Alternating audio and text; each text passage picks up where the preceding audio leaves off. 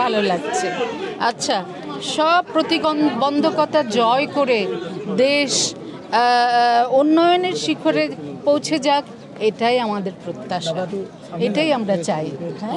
একই সাথে গণভোট এবং জাতীয় নির্বাচন দুইটাই ছিল, সেই জায়গা থেকে আসলে গণভোটের ইস্যুটা আগে থেকেই মানে জেনে বুঝে সেভাবে আসা হয়েছে কিনা, নাকি এখানে আসার পর সিদ্ধান্ত নেওয়া হয়েছে গণভোটের ইস্যুটা? আগে থেকেই চিন্তা করেছিল, অবশ্যই চিন্তা করে এসেছিল। আপু, নির্বাচনের পরে কেমন দেখতে চাচ্ছেন যে বলেছি জায়গাটা, আমি বলেছি মানে বিনোদনের জায়গাটা, মানে বিনোদনের জায়গাটা, আমরা যেহেতু শিল্পী তো আমাদের চাওয়া থাকবে আমাদের ছবি বানানো, সুন্দর সুন্দর সিনেমা হল তৈরি করা, আর অন্যান্য ফ্যাসিলিটিস দেওয়া, এই সমস্ত ব্যাপারগুলো আমি চাই। আরেকটা বিষয় একটু জানতে চাইবো, মানে কাজের বিরতি মানে কি কারণে, যদি একটু আপনি এখানে কি এই জিনিসটা ভালো হবে উত্তর দেওয়া? আচ্ছা, ছোট করে সত্যি কথা বলতে, আমি আমার বয়সে যা অর্জন করেছি, যে সুনাম, যে পুরস্কার যা পেয়েছি, সেগুলো এখন পেতে গেলে সুন্দর গল্প লাগবে, সুন্দর ছবি লাগবে, চ্যালেঞ্জিং রোল লাগবে, যেগুলো এখন আসছে না বিদায় আমার করা হচ্ছে।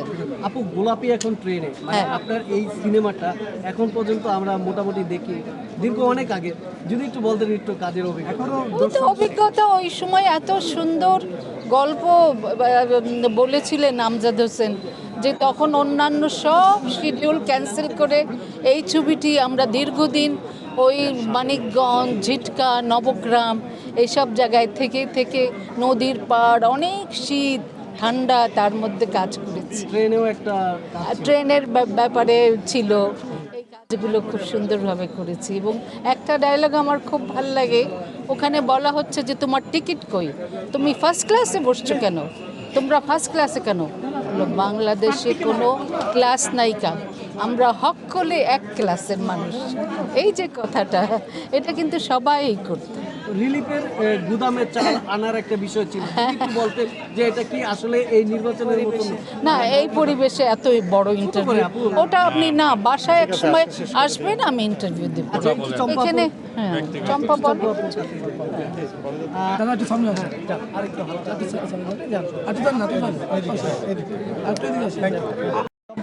আজকে ভোট দিতে আসলেন 3 আপু মিলে, একটু জানতে চাচ্ছিলাম যে কেমন লাগছে, যদি একটু বলতেন।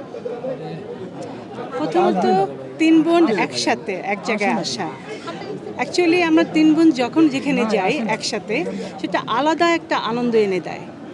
আর আজকে এত বড় একটা দিন, ভোটের দিন, সচেতন নাগরিক হিসাবে আমাদের দায়িত্ব, আর একটি ভোট তো অনেক মূল্য, সেই দায়িত্ববোধ থেকে এসে ভোট দিয়েছি। আর এত সুন্দর একটা পরিবেশ পেয়েছি, অনেকের সাথে দেখা হয়েছে, কুশল বিনিময় হয়েছে, কেমন একটা ঈদের আমেজ ছড়িয়ে দিচ্ছে। তার সাথে অনেক নিউ জেনারেশন দেখতে পাচ্ছি, যারা এই প্রথম ভোট দিচ্ছে, তাদের ভিতরে যে আনন্দ উল্লাস, সেটা ভীষণভাবে আনন্দিত করছে আমাকে। আপু, 3 বোন বললেন, যেখানেই যাই 3 বোনের একটা বন্ধন, নিশ্চয়ই ভালোবাসা। আসলে সমাজে দেখা যায় ভাই বোনের এত মিল থাকে না, অনেক অধিকার। কিভাবে আসলে আপনারা এই জিনিসটা মেনটেন করে বা সম্ভব ছিল? সেটা প্রথমত আমার বড় বোন সুচন্দা আপাকে বলবো, উনি আমাদের বটের ছায়া, আমাদের মাথার উপরের ছাতা। উনি আমাদেরকে সেভাবেই ছোটোবেলার থেকেই, আমার বাবা মার পরে ছোটোবেলার থেকে তো বাবা মাকে তো হারিয়েছি, বাবাকে কিছুদিন পেয়েছি, তারপর থেকে এই বড় বোনই আমাদেরকে আগলে রেখেছেন। আর বড় বোনের কাছ থেকেই শিক্ষা পাওয়া, পরিবারে একে অপরকে কিভাবে বন্ধনে আবদ্ধ করে রাখা যায়, আর সেটাই শিখতে পেরেছি আমরা শ্রদ্ধেয় বড় বোন সুচন্দা আপার কাছ থেকে।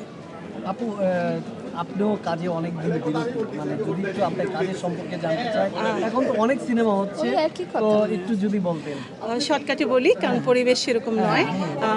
অনেক কাজ করেছি, তার ভিতরে ভুলভাল কাজও হয়ে গেছে, অনেক উল্টোপাল্টা কাজ হয়ে গেছে আমার, সেটা আমি এখন উপলব্ধি করি, যাতে আর কোনো ভুলের পথে না যাই।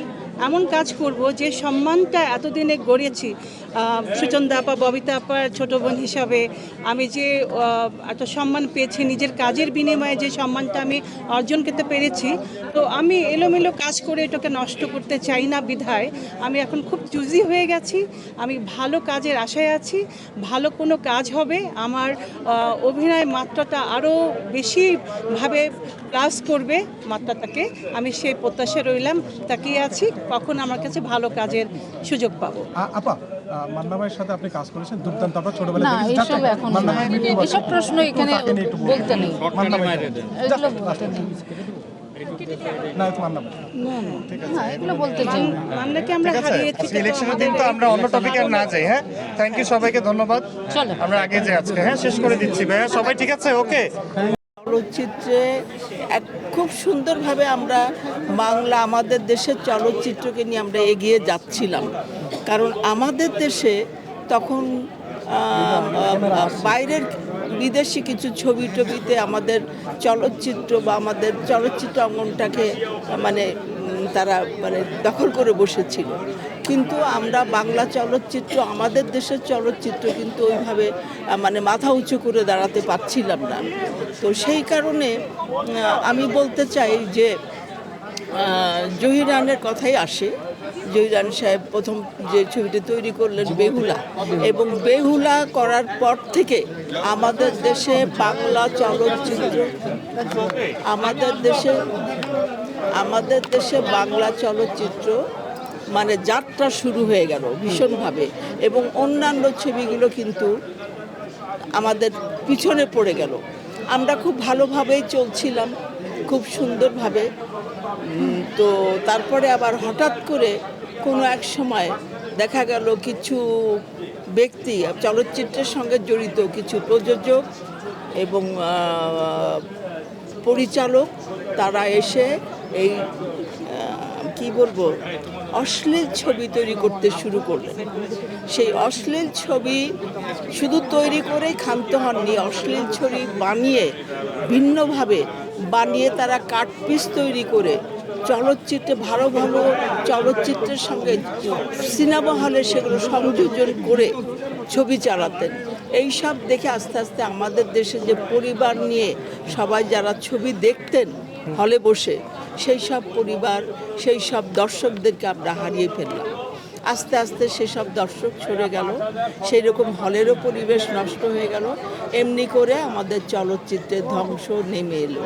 আমরাও তখন দেখলাম যে আমাদের অভিনয় করার মতন সেরকম কোনো স্থান বা সেরকম কোনো গল্প, সেরকম কোনো পরিচালক ওরকম নাই। তো আমরা তো এই ধরনের ছবিতে কখনো অভিনয় করিনি। আমি আমার ব্যাপার বলতে পারি, আপনারা জানেন যে তখনকার সময়ে আমি বলতে পারি যে যত চলচ্চিত্র পরিচালক ছিলেন ওই সময়, ষাটের দশক থেকে শুরু করে পরবর্তীকাল পর্যন্ত, এই অশ্লীল ছবি আসার আগ পর্যন্ত আমি সমস্ত পরিচালক, নতুন পুরাতন সব পরিচালকের সঙ্গে আমার সৌভাগ্য হয়েছে কাজ করার। আমি কাজ করেছি, সবার প্রথম ছবি গলন ফ্যামিলি ছবি। তো এইভাবে চলছিলাম, কিন্তু যখন দেখলাম যে চলচ্চিত্রে আর আমাদের পক্ষে কাজ করা সম্ভব না, তখন আমরা সব গুটিয়ে ফেললাম এবং সিনেমা হলগুলো ভেঙে ফেললো।